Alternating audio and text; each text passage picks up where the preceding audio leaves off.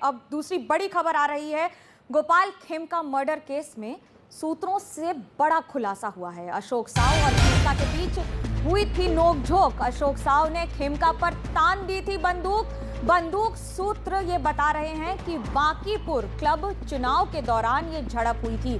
Khemka murder case में अशोक साव ही mastermind हैं। ये बहुत बड़ा खुलासा आ रहा है। आपको ये बता दें कि व्यापारी हैं, तो वहीं दूसरी ओर सत्ता पक्ष से भी उनका रुझान रहा है।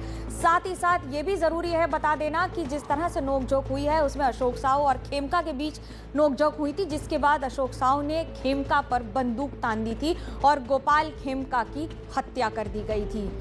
हमारे साथ मेरे सहयोगी प्रभाकर जुड़ रहे हैं पटना से। प्रभाकर, क्या अपडेट है? क्या हम ये माने कि अब इसमें एक खुलासे है या फिर अभी और भी कई खुलासे होने बाकी हैं?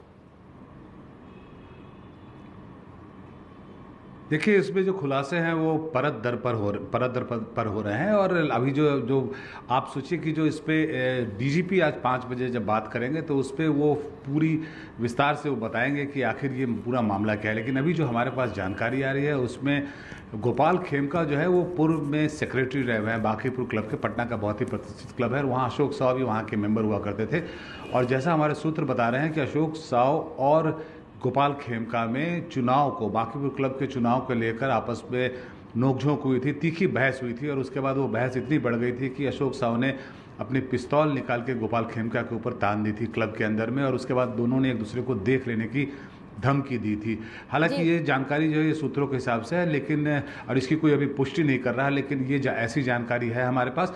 और पटना पुलिस भी जो है वो लगातार बांकीपुर क्लब में जांच कर रही है, क्योंकि गोपाल खेमका उसके सचिव रहे थे और वो बांकीपुर क्लब में लगभग रोज ही जाते थे। और जब उनकी घटना हुई, जिस दिन उनकी मृत्यु हुई, उनकी हत्या की गई, उस दिन भी वो बांकीपुर क्लब से ही निकल के वापस आ रहे थे।